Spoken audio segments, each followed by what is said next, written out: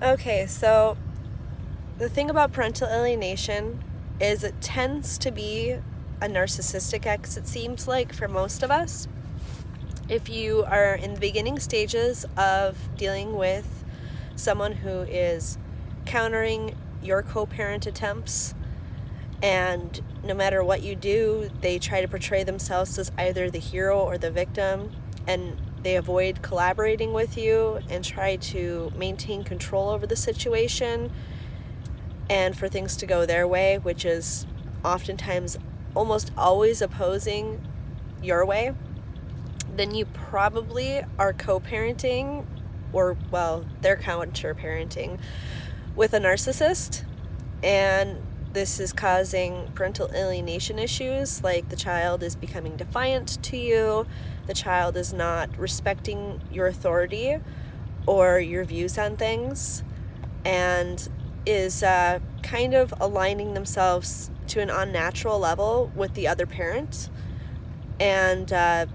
possibly blatantly undermining you or disrespecting you, and it may even be physical.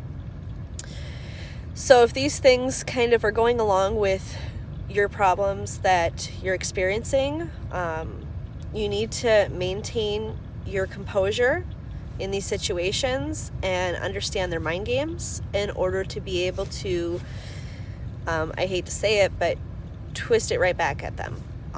If they're acting like they want to cause an argument or a fight, think of the concern that brings to you rather than the insults and the upsets. It's concerning that you're dealing with somebody who's so mentally depraved that they can't even communicate with you in a civil fashion. They refuse to involve anybody else to be civil as well. They promote other people to be adamantly against you, and they refuse to actually allow people the feeling that they should get both sides to the story. Instead, they're promoting such falsities that they're inhibiting other people to think they too are upset from these false situations that are being told. You may not even know what's being told. You just might feel like something's not right. These people are starting to talk to me differently, or they're refusing to talk to me. This is kind of weird, because in my experience, I'm sorry, my mom would talk to anybody on my dad's side, and my dad was welcome to talk to anybody on my mom's side, even if they were against each other. It didn't matter. My parents didn't like each other at all. And yeah, I was put in situations where I was put in the middle of it sometimes. But at the end of the day, they literally never denied me contact between each other, and they refused to ever tell me that I couldn't talk to the other parent, like ever. Even if I was in trouble, it didn't matter. My parents had a respect for my bond with the other parent, despite the fact that they were also disrespectful to each other because they hated each other. So, parental alienation can kind of come in all forms.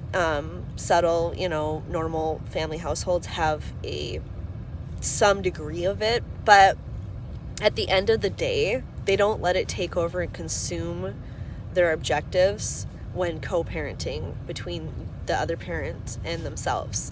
They actually think of trying to make a decent human being together. They might struggle with it, but those are normal situations. When it becomes abnormal is when they disregard the negative effects that it's having on the child because it benefits themselves. That's when we have a serious degree of it, to the point where it needs to be criminalized. I don't care if it's the custodial parent, I don't care if it's the non-custodial parent, I don't care if it's the grandparent that's trying to do it, and the parent is aligning with that grandparent and allowing it to go on through the grandparent. I don't care if it's a friend, I don't care who's doing it. It's both parents' responsibility to ensure that anybody around the child is encouraging a bond between both parents. I don't even care. Now, I don't do drugs. None of that stuff. I don't even care if one of the parents is having an issue with drugs or alcohol, if they're not putting their child in a dangerous situation. But, obviously if they're under drugs and alcohol, they need to be supervised. So there still needs to be some attempt to work together. So, if your ex is strung out on heroin or something, of course, you're not going to leave your child with that person like that. No. What I'm saying is you could set up supervised visitations after proving in court that this situation is going on. You have to prove it, though. You can't just say, well, my ex acts weird. Well, I mean, your ex could have autism. Your ex could have ADHD. It might not even be diagnosed. Us females tend to go, some of us, all of our lives without being diagnosed with these things. Yes, because females mask better than men.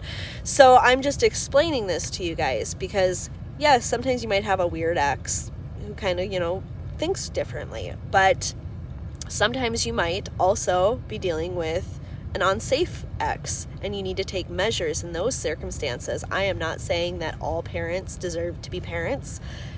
Let's put it this way. Because somebody had sex does not by default make them a good person. You have sex, a child pops out of it, now you're a good person? No. There are plenty of people who have kids who are just wicked, evil, mental people who should have never had kids. So at the end of the day, if you're dealing with a narcissist, if you're trying to co-parent with somebody counter-parenting with you, do not react out of emotions, because this will only impact you. This will only make it appear as if your side of things is invalid. So you need to maintain composure. You cannot speak about the other ex in a degrading form at all. The reason being is because then you are creating a system of support to degrade the ex. So it doesn't matter if the child's there or not. You have to promote to other people that your ex and you are going to work together, and the respect needs to be there from all parties. Period. You need to protect your ex's respect level. That's your job. I don't care if you like your ex. Chances are you hate each other. I know I rather dislike my exes, but at the end of the day, one of my exes needs help. He has some severe issues. I will not highlight that on these videos until my children are 18. So we have a little more years. The other ex is trying to stay face because he had gotten someone pregnant when I was pregnant, when we were actually together, right before I even told him I was pregnant. So he didn't know I was pregnant right away. I told him after we broke up, because my deal was I wanted an honest chance at a relationship, and if it wasn't going to be an honest chance at a relationship, I didn't want a child tying us together. I wasn't never going to abort my child, though. Lord, no. So I made the efforts on, the best way I could. So that's kind of the basics of my story. I don't really want to get into my story too much, not right now, but I just kind of want to explain that if you're dealing with these types of people, good luck to you, because they're never going to stop. I mean, they will never stop. They won't ever go, you know what? My ex has been pretty okay to me. Didn't do anything crazy to me. Is being very patient with me, and I am destroying their chance at motherhood or fatherhood. And let me just be nice. They're never going to do that. So keep on guard.